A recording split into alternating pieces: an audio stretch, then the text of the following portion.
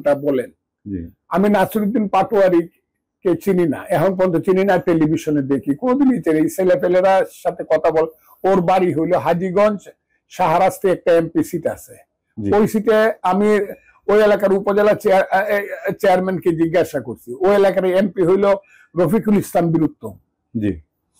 আমি ওদের কথা নাই, আমাকে অনেকেই বলছে যে নাসিরউদ্দিন পাটোয়ারি শাহরাস্তিতে কে, এইটা শেষ পর্যন্ত মানুষ খুঁজে বাইর করছে কোন জায়গাতে। আমি তার ভাই বলতে পারি, তার বাপা, এগুলো বলবো না। আমি বলবো ও তো মেম্বার হইতে পারবে না, তো ও তো ডিজিএফআই ক্যাম্প ভাঙিয়ে ফেলতে চায়। ডিজিএফআই করে কি, আর্মি করে কি?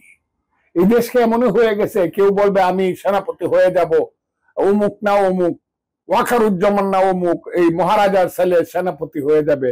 তারপরে ওয়াকারুজ্জামান বলবে আমি এটা মাফ করে দিলাম না। আর্মি এভাবে চলতে পারে না, কারণ আর্মি কিন্তু স্বাধীনতা এবং সার্বভৌমত্বের প্রতীক। আমি মনে করি আজকে যে কথাগুলো বলছে এগুলা রাষ্ট্রবিরোধী কথা এই ছেলেরা বলছে। আমাকে মারিয়ে ফেলতে চায় ছেলেরা মব জাস্টিস করিয়া, কিন্তু আমি বলে দিলাম এই ছেলেরা যা করতেছে দেশের সর্বনাশ করতেছে।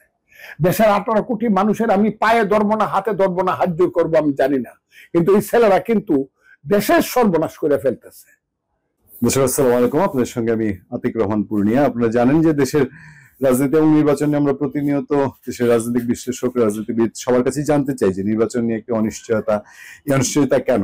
রাজনীতি বিভিন্ন সেক্টরের মানুষজন তার মতো করে, অনেকে বলেন এনসিপি তার মতো করে খেলছে, জামাত তার মতো, বিএনপি তার মতো। আসলে অবস্থা কি? আজ আমাদের সঙ্গে আছেন দেশ বরেণ্য মানুষ, মুক্তিযোদ্ধা, বিএনপি চেয়ারপারসন এবং খালেদা জিয়ার উপদেষ্টা অ্যাডভোকেট ফজলুর রহমান। আমরা ফজলুর রহমানের কাছ থেকে জানতে চাই যে দেশের সবশেষ পরিস্থিতি আপনি কেমন দেখছেন এবং নির্বাচন নিয়ে এই অনিশ্চয়তা কেন কাটছে না এবং কোন দিক যাচ্ছে? জামাত, এনসিপি এবং বিএনপি, এই তিনটা নিয়ে আলোচনা বেশি। আপনাকে অসংখ্য ধন্যবাদ।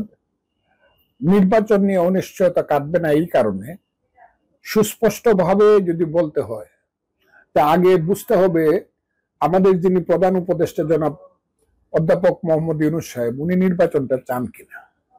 যদিও উনি নির্বাচনের ডেট ঘোষণা করার কথা বলছেন একটা সময়ে, যদিও তিনি লন্ডনে গিয়ে বিএনপি চেয়ারপারসন, ভারপ্রাপ্ত চেয়ারপারসন তারেক রহমান সাহেবের সাথে কথা বলছেন এবং বিশ্বাস করছিলেন উনি যে এই ইলেকশনটা হবে। প্রথম যেদিন কথাটা তারেক রহমান সাহেব বললেন, এর পরের দিন আমি একটা টেলিভিশনে আমি কথা বলছিলাম। সেই টেলিভিশনে আমি সন্দেহ প্রকাশ করছিলাম ইলেকশনটা বোধহয় হবে না। আমার সাথে মাসুদ কামাল সাহেব ছিলেন, যে কিন্তু আমার দল যেহেতু বিশ্বাস করে ইলেকশন হয়ে যাবে, আমি আমার দলের বাইরে কথা বলবো না। কিন্তু একদিন সময় আসবে যখন তারেক রহমান সাহেব নিজেই বুঝতে পারবে যে ইউনূস সাহেব তার সাথে যে কথাটা বলছে সমস্ত ব্যাপারটা ইউনূস সাহেবের হাতে নয়, অথবা ইচ্ছাটাও ইউনূস সাহেবের এইরকম না। সাময়িক অবস্থাকে নিয়ন্ত্রণ করার জন্য উনি তারেক রহমান সাহেবের সাথে এইসব কথাগুলো, এবং তারেক রহমান সাহেবের সাথে কথা রক্ষার ভান করার জন্যই উনি এই কথাটা বলছেন। 5ই আগস্ট রাত 8টা 20 বক্তৃতায় যে ইলেকশন হবে ফেব্রুয়ারির প্রথম সপ্তাহে, এটা বলছেন। এটা আমার মনে হয় যদি ইউনূস সাহেব ইলেকশন দিতে চায়, রিয়েলি মিন করে, এখন এই মুহূর্তে বলুক। যারা ইলেকশন নিয়ে হসপস কথা বলতেছেন, এইসব কথা, ওইসব কথা, সব কথা শেষ করেই আমি নির্বাচন কমিশনকে নির্দেশ দিছি বা আমি তাদেরকে অনুরোধ করছি ইলেকশনটা অত তারিখে করার জন্য, এবং দ্রুত নির্বাচনের ডেট ঘোষণা করবে।